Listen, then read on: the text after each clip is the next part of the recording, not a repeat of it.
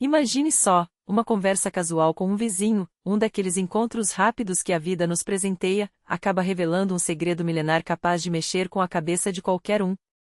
Foi exatamente isso que aconteceu comigo.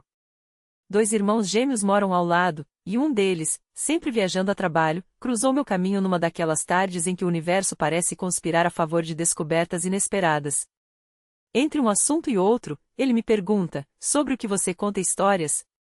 Quando respondi que transformo qualquer tema em narrativa, sua próxima pergunta foi direta, então você já falou sobre Arcaim?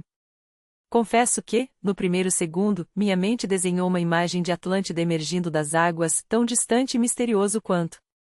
Mas o que ele começou a me contar sobre aquele lugar foi tão fascinante que, instantaneamente, uma trilha sonora épica ecoou na minha cabeça. Como alguém que devora qualquer mistério histórico poderia não conhecer Arcaim, a chamada coluna vertebral da humanidade? Não bastasse a curiosidade, ainda descobri que você, sim você que está lendo isso, já havia votado nessa tema em nosso grupo e hoje, finalmente, vamos desvendar esse enigma juntos. Antes de mergulharmos de cabeça nesse universo, porém, precisamos ajustar o foco. Se eu começasse jogando todas as teorias malucas e fatos chocantes de uma vez, muitos fechariam essa página antes da primeira virgada. Então, vamos por partes. Primeiro, entender o que é Arcaim de verdade, sua descoberta, o que a ciência oficial diz sobre ele e por que esse lugar virou um imã para pesquisadores e místicos do mundo todo. Só depois, quando já estivermos com os pés firmes no chão, vamos explorar as teorias mais ousadas, e, admitamos, deliciosamente controversas, que surgiram ao longo dos anos. Não estou aqui para dizer o que é verdade ou mentira, meu papel é apresentar o que há de mais intrigante nesse quebra-cabeça histórico e deixar que você tire suas próprias conclusões. Preparado? Então aperte o cinto, porque essa viagem começa agora. Tudo começou em 1987, nas entranhas da região de Chelyabinsk, onde os rios Utuganka e Bolshaya Karaganka se encontram. Uma equipe de arqueólogos, em mais uma expedição de rotina, esbarrou em algo que mudaria para sempre nossa compreensão do passado, vestígios de um assentamento antigo, com túmulos, restos de construções circulares e até carruagens. À primeira vista, poderia ser mais um sítio arqueológico entre tantos. Mas Arcaim não era, e não é, mais um nada. Rapidamente, o local chamou a atenção não só de cientistas, mas de esotéricos, historiadores alternativos e caçadores de mistérios de todos os cantos do planeta. Por quê? Porque o que aqueles pesquisadores rurais desenterraram era algo tão complexo, tão meticulosamente planejado, que desafiava tudo o que se sabia sobre as civilizações da Idade do Bronze. Os primeiros passos foram mapear a área com precisão cirúrgica. Até o outono de 1987, já estava claro. Arcaim eram monumentos arqueológicos sem paralelos, com uma arquitetura tão avançada e uma organização espacial tão geométrica que exigiria décadas de estudos inovadores. Não à toa, a partir de 1988, o projeto ganhou reforços pesados. Geólogos, botânicos e especialistas em história natural se juntaram à equipe para decifrar os segredos daquele solo. Em 1989, o leque de pesquisa se expandiu ainda mais, incluindo estudos de geologia quaternária e paleobotânica, ou seja, ciências que reconstroem a história da Terra através de fósseis, sedimentos e vestígios vegetais. E não parou por aí, dezenas de outros sítios arqueológicos, espalhados por toda a região e abrangendo épocas que vão desde tempos imemoriais até o século XX, foram identificados graças a Arcaim. Era como se aquele lugar fosse um portal para entender não só uma civilização, mas uma teia inteira de culturas que floresceram naqueles vales. Em 1991, um marco, uma comissão independente do ramo uraliano da Academia de Ciências Russa emitiu um veredicto bombástico. Arcaim não era apenas mais um achado, era um fenômeno único dentro do semicontinente Andus Urais do Sul, um território repleto de fortalezas antigas que compartilhavam traços com a cultura arqueológica de Arcaim. Mas aqui vem o detalhe crucial. Para preservar esse legado, seria necessário proteger não só as ruínas, mas todo o ecossistema ao redor, a natureza intocada que envolvia o sítio. Coincidência ou não, a descoberta de Arcaim caiu como uma luva no momento em que a sociedade russa buscava reconectar-se com suas raízes espirituais, resgatando uma identidade perdida nos labirintos da história. Tanto que, em abril de 1991, o Conselho de Ministros da Rússia tomou uma decisão histórica, cancelou a construção de um reservatório que ameaçava inundar a região e, em vez disso, doou aquelas terras à Academia de Ciências para criar um centro de pesquisas dedicado exclusivamente a Arcaim. Nos documentos oficiais, a justificativa era clara: aquele solo guardava um tesouro da civilização da Idade do Bronze, e perder isso seria imperdoável. Agora, você deve estar se perguntando: tudo bem, mas o que torna Arcaim tão especial? Vamos aos fatos concretos. Durante as escavações, foram analisados nada menos que 8.055 metros quadrados do extrato cultural do local, ou seja, a camada de terra que guarda os vestígios da ocupação humana.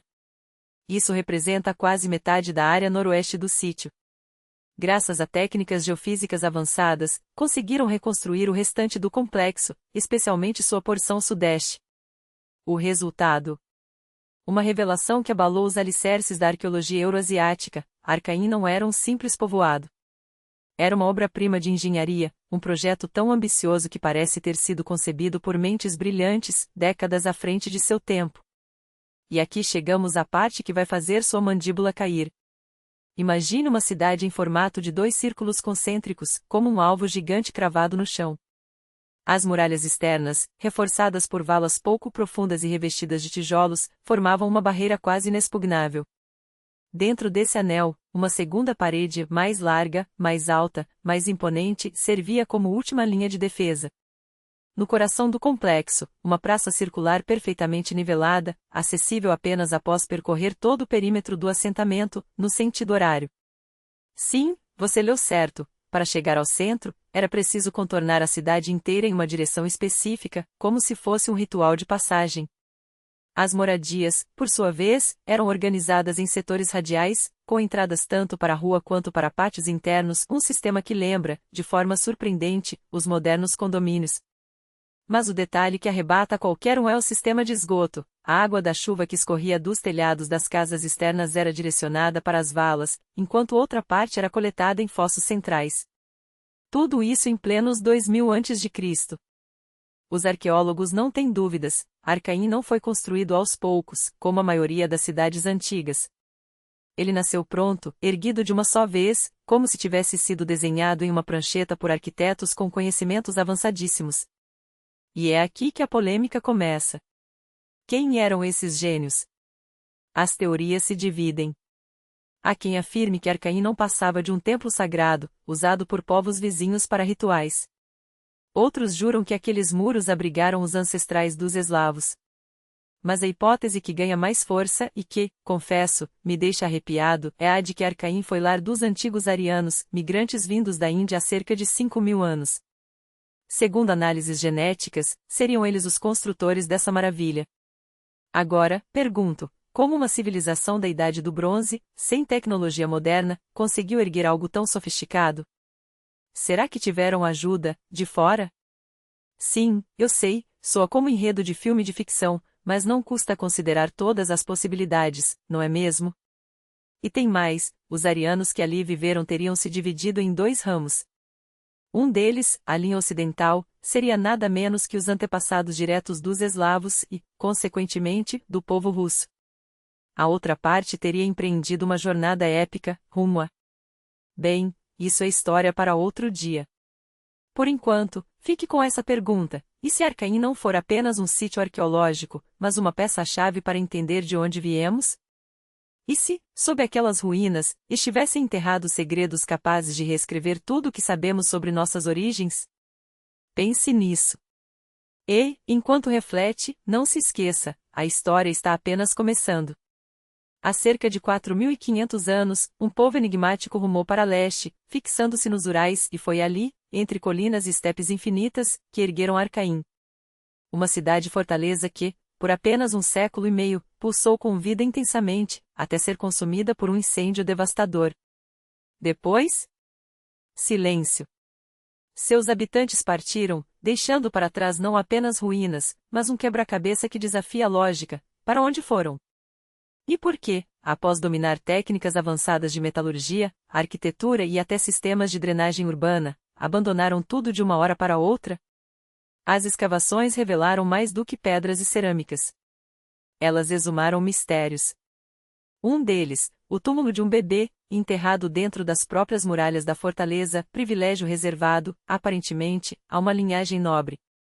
Mas não foi só isso. Entre os achados, destacou-se o esqueleto de uma mulher com o crânio alongado como um ovo, deformação que, à primeira vista, pareceu a alguns a prova de uma raça extraterrestre. Absurdo? Talvez. Mas a explicação é ainda mais fascinante. Segundo antropólogos, aqueles crânios não eram obra de alienígenas, mas de práticas culturais extremas. Tribos antigas, como os sármatas, apertavam a cabeça das crianças com faixas desde a infância, alongando-os artificialmente. Por quê? Status social? Ritual de passagem? Ou uma marca de pertencimento a um grupo seleto? No caso da mulher de Arcaim, a deformação era tão acentuada que devemos imaginar anos de dor, enxaquecas crônicas, pressão intracraniana insuportável. Um preço alto pela beleza ou pelo poder. E então há os guerreiros. Homens enterrados com armas, adornos e, em alguns casos, acompanhados de escravos ou animais sacrificados, um ritual que ecoa descrições Vedas, os textos sagrados hindus. Coincidência? Difícil acreditar. Afinal, Arcaim não é apenas um sítio arqueológico, é um portal para um passado que insiste em sussurrar segredos. Hoje, o local atrai não só cientistas, mas místicos, bioenergetistas e caçadores de energias cósmicas. Nos últimos 20 anos, transformou-se em um lugar de poder, a mítica pátria dos antigos arianos, embora, na verdade, essa conexão seja mais marketing espiritual do que fato histórico. Ainda assim, alguns pesquisadores sérios defendem que foi ali, entre as estepes urálicas, que nasceu a cultura indo-ariana, berço linguístico de grande parte da Europa e da Ásia. Mas quem realmente viveu em Arcaim? As teorias se multiplicam. Ocidentais insistem em uma ligação com os proto-gregos, afinal, a cerâmica local exibe o meandro, padrão geométrico típico da Grécia Antiga. Outros falam de uma sociedade dividida. Nos túmulos, encontraram dois tipos físicos distintos, os ancinha de crânios largos e outro grupo de traços diferentes, sem sinais de miscigenação, como se castas rígidas os mantivessem separados. A maioria dos acadêmicos, porém, concorda em um ponto: os habitantes de Arcaim eram indo-europeus, falantes de uma língua ancestral que deitaria raízes no sânscrito, no persa antigo e até no latim. Mas de onde vieram? Uns dizem dos Balcãs, outros, das estepes cáspias. Há quem jure que sua verdadeira pátria era o sul dos Urais, justamente onde Arcaim se ergue, como uma prova silenciosa. E as pistas não param por aí. A Avestá, texto sagrado zoroastriano, descreve cidades fortificadas idênticas a Arcaim, com centro circular, ruas radiais e muralhas concêntricas. Os enterros seguem o mesmo padrão: túmulos individuais ou duplos, organizados por hierarquia, com um homem no centro e mulheres e crianças em posições subordinadas. Sacrifícios? Também registrados.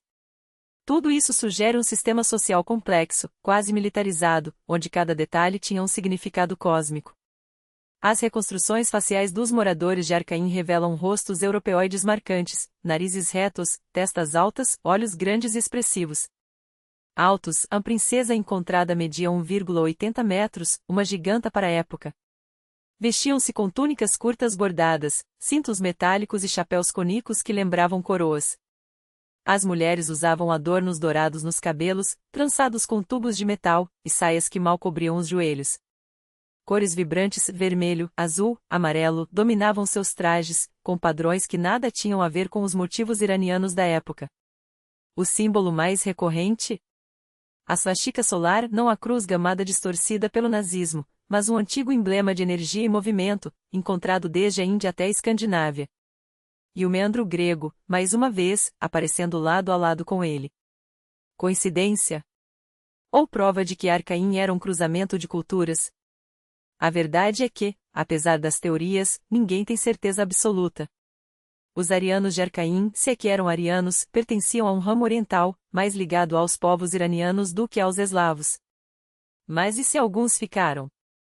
Se, entre os que migraram para a Índia ou a Pérsia, uma pequena parte permaneceu, misturando-se às tribos locais? A história oficial ignora essa possibilidade. Mas a arqueologia, às vezes, gosta de surpresas. Nos anos 1970 e 80, a União Soviética foi palco de guerras acadêmicas sobre a origem dos indo-europeus. De um lado, linguistas como Vyacheslav Ivanov defendiam a Anatólia, atual Turquia, como berço. Do outro, Igor Diakonou insistia nos Balcãs. mas a maioria dos arqueólogos soviéticos apostava nas estepes euroasiáticas, onde pastores nômades teriam forjado as primeiras culturas guerreiras, os futuros citas, cujos descendentes falavam línguas irmãs do sânscrito. E então veio Arcaim. E, com ela, a prova de que o sul dos Urais era muito mais do que uma rota de passagem, era um centro de inovação. Ali, encontraram carroças de guerra, a mesma tecnologia que, séculos depois, arrasaria impérios no Oriente Médio. Ali, descobriram forjas avançadas, sistemas de esgoto e uma organização urbana que antecipava em milênios o planejamento das cidades modernas. Por que, então, abandonaram tudo? Alguns falam de mudanças climáticas, outros, de conflitos internos. Mas a resposta pode estar justamente no que levaram consigo, um conhecimento tão valioso que valia mais do que pedras e metal. E se Arcaim não foi abandonada, mas transposta? Se seus habitantes não desapareceram, mas se transformaram, levando sua cultura para a Índia, para a Pérsia, para além? Hoje, quando olhamos para aquelas ruínas, vemos mais do que um círculo de pedra. Vemos um código não decifrado. Um enigma que desafia não só a história, mas nossa própria identidade. Porque, no fundo, a pergunta que Arcaim nos faz não é de onde vieram eles, mas, o que eles sabiam que nós esquecemos? E Arcaim, é claro, não poderia escapar dessa voracidade por respostas. Seu surgimento no palco da história não foi mero acaso, foi um espelho quebrado que refletiu, justamente no momento em que o Império Soviético desabava, uma necessidade desesperada de reescrever o passado. Porque quando as fronteiras se contraem, quando o nacionalismo local explode nas bordas do que já foi uma unidade forçada, e quando os russos, pela primeira vez em séculos, sentem o gosto amargo de serem estrangeiros em suas próprias terras, a história vira trincheira. E foi assim que Arcaim se tornou mais do que um sítio arqueológico, tornou-se uma arma. Os nacionalistas russos, ávidos por justificar sua presença em territórios que a história recente já não legitimava, mergulharam de cabeça nos mitos mais convenientes. De repente, teorias há muito descartadas pela ciência, aquelas que tentavam ligar os eslavos aos antigos iranianos, aos citas, aos sármatas, ganharam nova vida. Mas não bastava ser descendente de nômades das estepes. Era preciso ser ariano. E não qualquer ariano, o ariano original, aquele que, segundo suas narrativas, teria dominado a Eurásia ainda na Idade do Bronze, espalhando sua semente cultural dos Cárpatos ao Himalaia. Arcaim, com sua geometria perfeita e sua aura de mistério, era o presente perfeito para essa fantasia. Afinal, se a ciência apontava suas raízes na Sibéria Central ou no Sul, que importância tinha? A verdade, para eles, estava em outro lugar, no mito da Hiperbórea, na lenda de uma raça superior nascida no gelo do Ártico, que teria descido ao Ural Meridional para fundar a primeira civilização verdadeira. Eis a ironia. Enquanto arqueólogos sérios debatiam cerâmicas e datações por carbono, uma narrativa muito mais sedutora tomava forma. Arcaim não era apenas um assentamento, era a capital de um império perdido, o berço do vedismo, o umbigo do mundo ariano. Alguns iam além, declaravam Neslavo-ariana, como se a língua e a cultura dos antigos indo-iranianos pudessem ser apropriadas por uma agenda moderna. Tudo isso, é claro, com um toque de racismo velado, a ideia de que os russos eram herdeiros diretos dessa estirpe superior, enquanto outras culturas, especialmente aquelas ligadas ao judaísmo ou ao islamismo, eram intrusas, usurpadoras de um legado que não lhes pertencia. Não à toa, quando surgiram planos para inundar Arcaim com um reservatório, a reação foi imediata. Como ousam afogar a memória de nossos ancestrais? Como se a água pudesse apagar não só pedras, mas uma identidade fabricada sob medida. Mas aqui está o ponto crucial, não precisamos escolher entre o delírio nacionalista e o ceticismo estéril. Não se trata de provar que os russos são arianos, ou que Arcaim foi construída por deuses, ou que sua destruição seria um sacrilégio cósmico.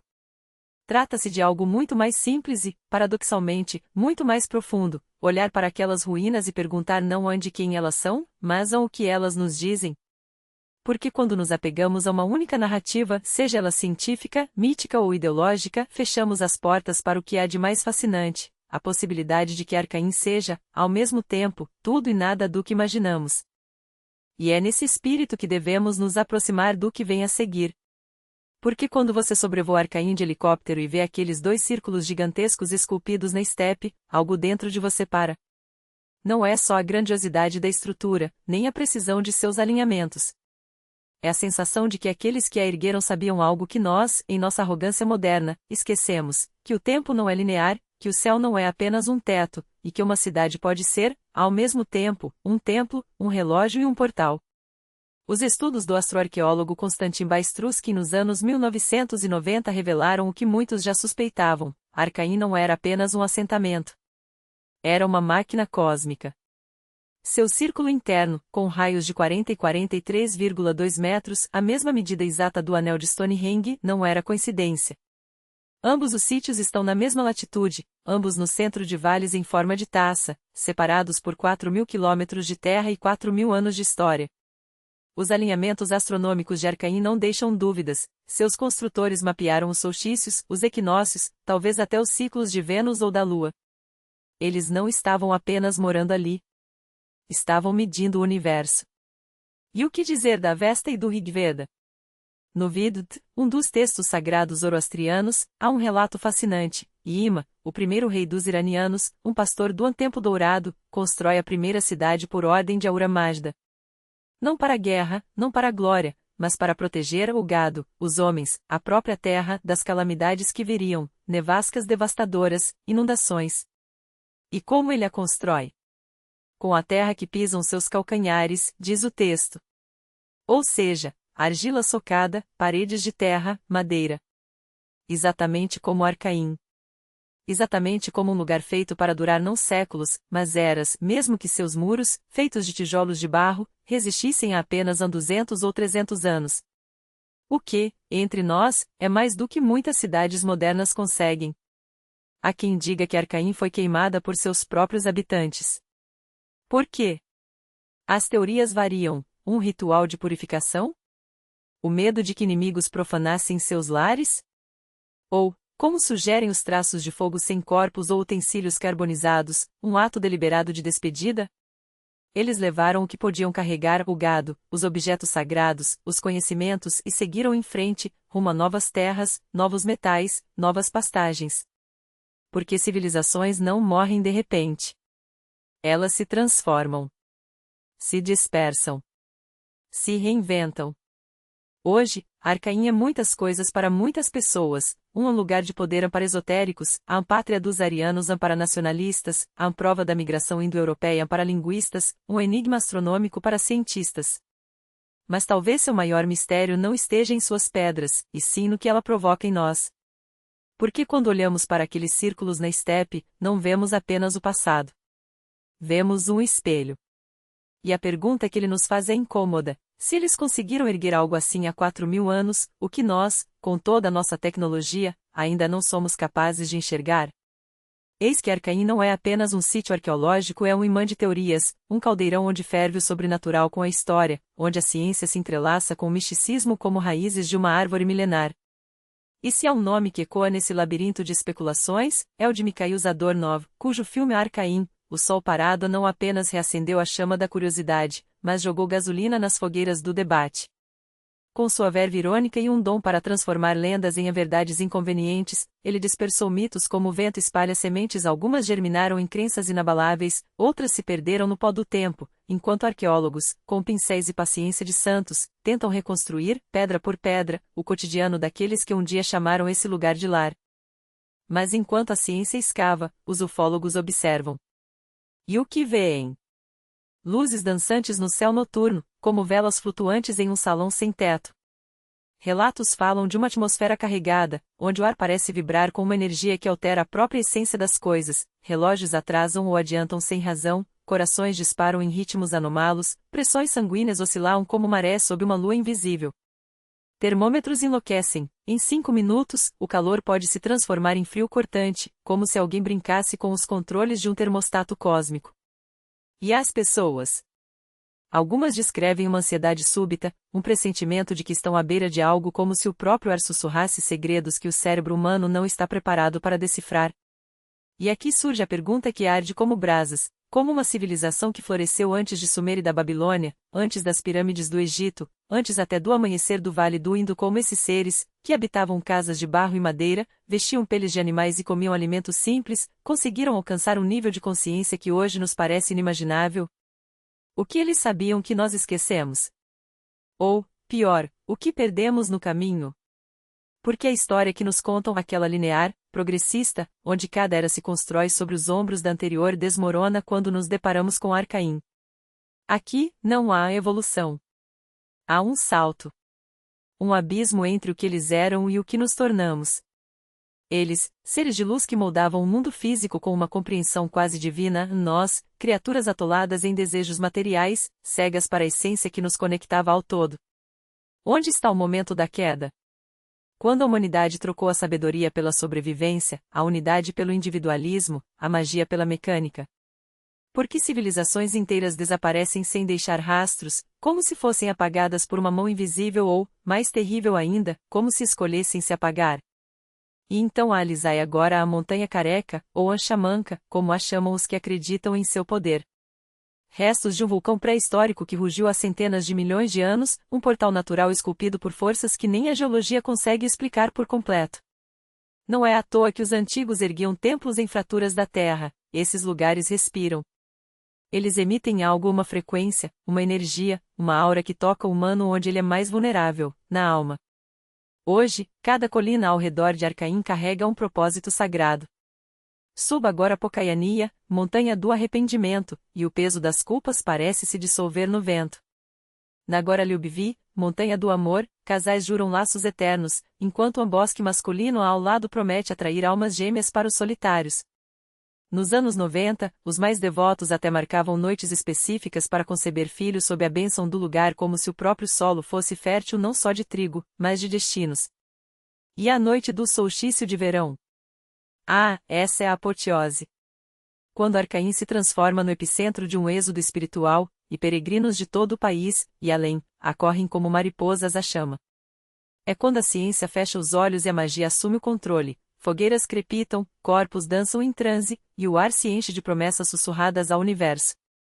Alguns juram que as águas da Bolshaya Karaganka, o rio que serpenteia pela região, tem poderes curativos, que sua lama alivia males da pele, que seu fluxo lava não só o corpo, mas o karma. Outros seguem as trilhas de pedra descalços, convencidos de que cada passo, cada desejo murmurado entre os seixos, será atendido desde que a pele nua toque a terra, como se o contato direto com o solo fosse um sacramento. E então, os visitantes. Os que chegam com cristais no bolso e mapas astrais na mão. Os que meditam por horas no topo da Lisai agora, sugando a energia cósmica como se fosse o último fôlego de um mundo em colapso.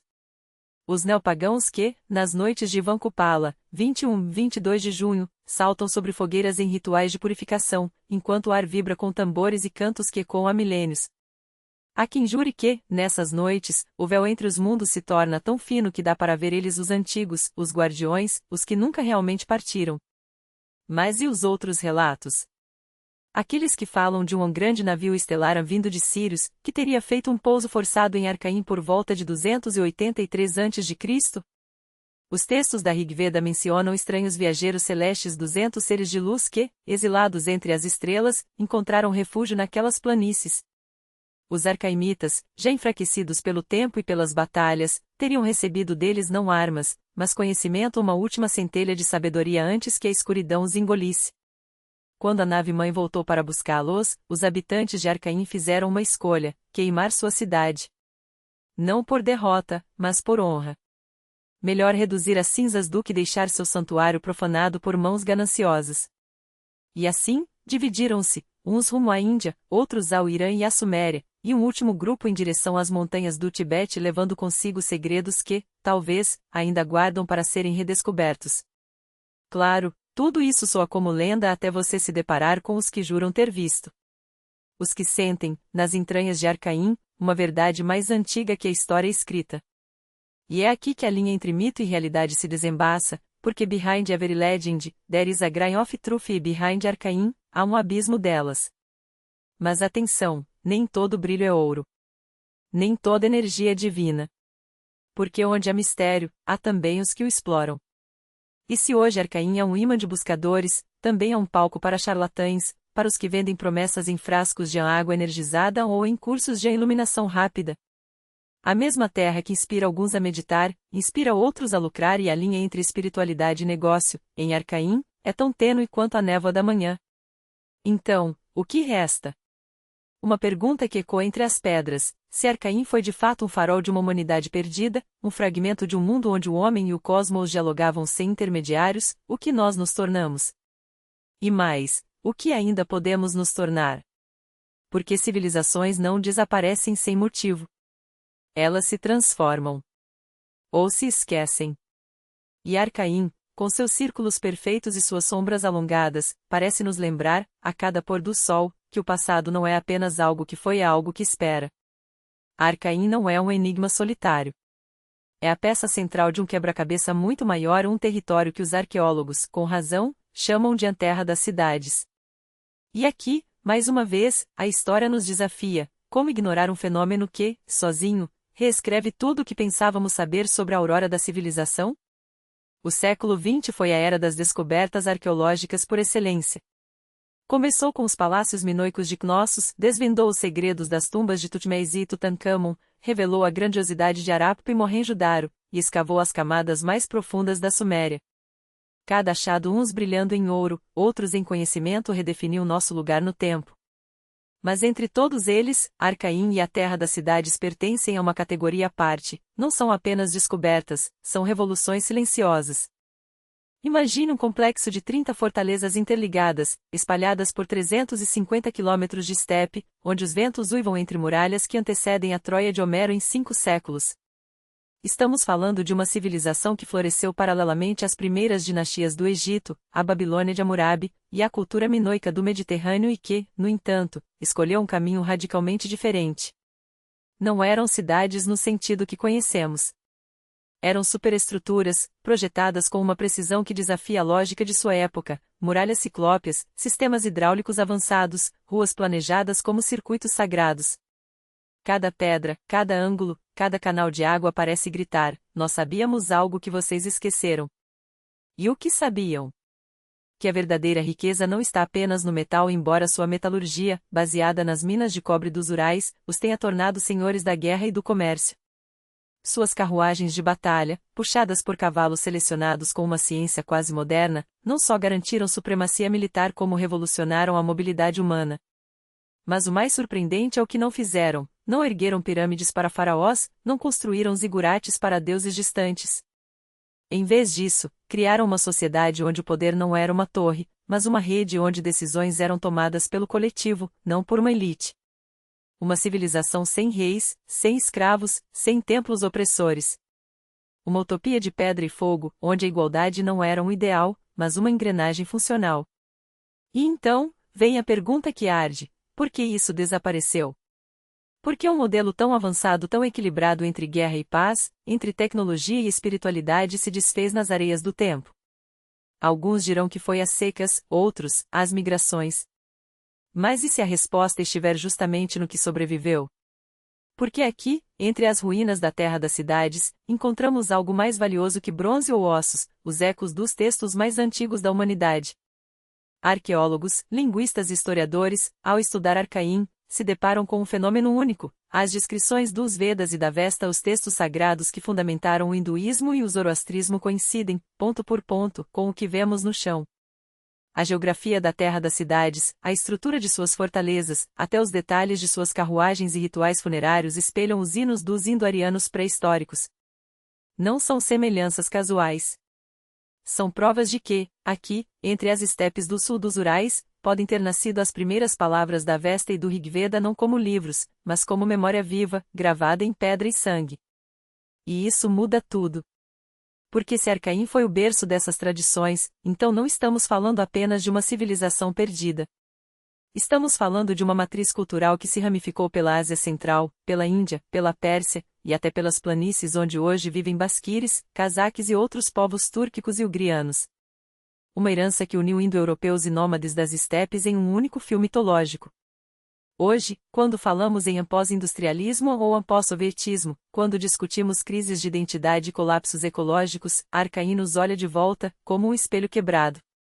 Eles conseguiram o que nós ainda buscamos: uma sociedade complexa, tecnologicamente avançada, mas em harmonia com seu ambiente e consigo mesma. E se seu declínio não foi um fracasso, mas uma transmutação? Se suas ideias não morreram, mas se dispersaram como sementes ao vento para germinar em outras terras, outros tempos? Talvez a terra das cidades não tenha sido um fim, mas um prólogo. E nós, herdeiros de suas sombras, ainda tenhamos muito a aprender com suas pedras. O legado que a civilização antiga, berço da cultura europeia moderna, nos deixou já foi quase esgotado. As mentes mais brilhantes de nosso tempo, ao se depararem com os becos sem saída do mundo pós-moderno, voltam-se agora para os estratos mais remotos da experiência humana, buscando respostas onde poucos ousaram olhar. Porque o Neolítico e a Idade do Bronze não foram meros prelúdios da história, foram laboratórios onde o gênero humano experimentou, errou e acumulou um saber diverso sobre como tecer sociedades. E se a nossa civilização não for a melhor possível, mas apenas uma entre as muitas que a história esboçou?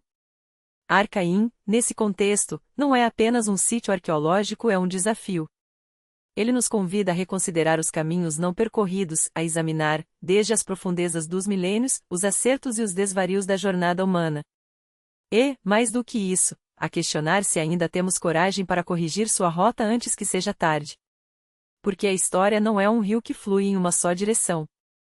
É um delta de possibilidades, onde cada escolha, cada cidade abandonada, cada império esquecido deixa sua marca como um aviso ou uma promessa. E se Arcaim for a prova de que outros futuros foram, e ainda são, possíveis? Que a evolução não é uma linha reta, mas um leque de portas que podemos optar por abrir? Talvez o verdadeiro teste não seja decifrar o passado, mas ousar aplicá-lo. Não como nostalgia, mas como um manual de sobrevivência para uma civilização que se esqueceu de que o progresso, sem sabedoria, é apenas um outro nome para o colapso. E você? Está pronto para olhar além das ruínas?